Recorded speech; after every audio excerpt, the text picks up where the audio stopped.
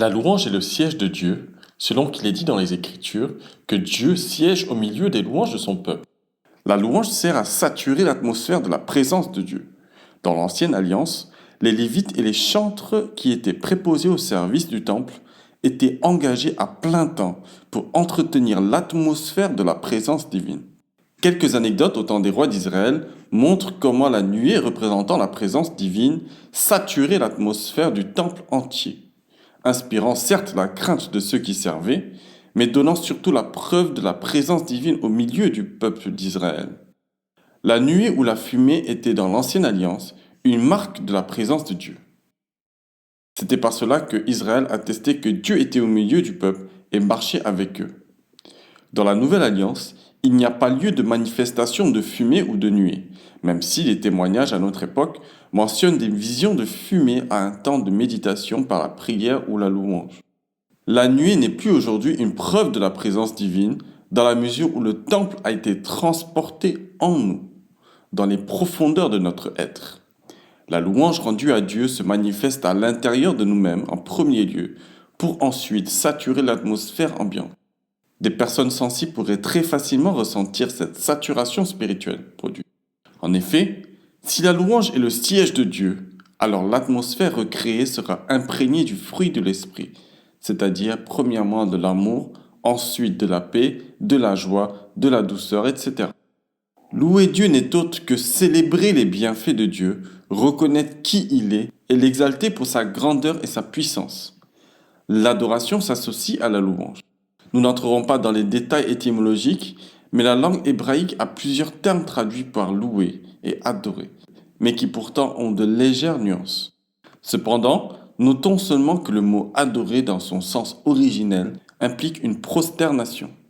L'adoration est beaucoup plus une attitude de dévotion devant Dieu, un acte de soumission tel un serviteur envers son maître, ou plutôt un fils aux côtés de son père.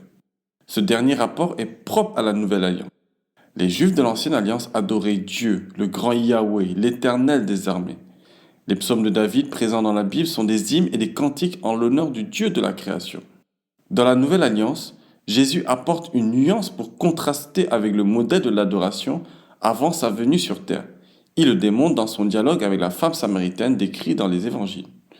Jésus dit à cette femme, dans l'évangile de Jean chapitre 4 versets 23 à 24, « Mais l'heure vient, et elle est déjà venue, où les vrais adorateurs adoreront le Père en esprit et en vérité, car ce sont là les adorateurs que le Père demande. » Par l'alliance avec Jésus-Christ, l'objet et le destinataire de la louange restent inchangés, mais le lien change.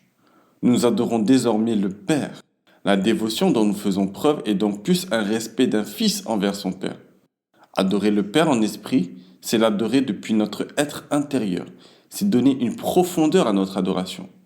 Adorer le Père en vérité, c'est l'adorer pour ce qu'il est vraiment et originellement, c'est-à-dire le Père. Prenons l'exemple d'un chef d'État puissant vis-à-vis de sa famille. Il est certes chef d'État, mais sa véritable identité est d'être père. Ce chef d'État apprécierait mieux son identité de père, qui est son identité profonde, que son identité de chef d'État, qui est secondaire. Pour que notre adoration et notre louange soient efficaces, elles doivent donc se baser sur la vérité selon laquelle Dieu est Père avant tout. Si prier, c'est parler à son Père, louer, c'est honorer et faire les éloges de son Père par une expression propre à soi. La louange regorge d'exemples d'expressions de louange et avec l'évolution de l'art aujourd'hui, plusieurs autres nous sont proposés.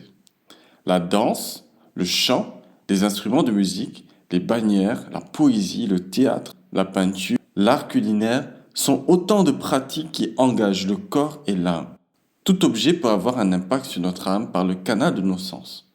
Imaginons un instant l'effet que peut produire un chant imprégné de la louange de celui qui chante. Une louange vraie et profonde et adressée au Père. Dieu siégera au milieu de cette louange et un double impact immense et puissant pourrait se produire. Un impact intérieur pour le louangeur qui ravivera sa flamme et un impact extérieur car il aura la capacité de saturer l'atmosphère de la présence divine et donc influencera par sa louange toute personne qui y pénétrera. Chaque individu connaît son identité propre est son moyen d'expression artistique ou corporelle.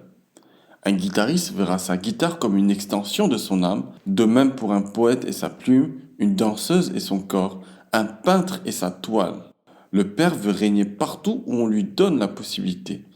Exprimer notre louange au Père est donc une manière de dire comme dans la prière du Notre Père, que ton règne vienne.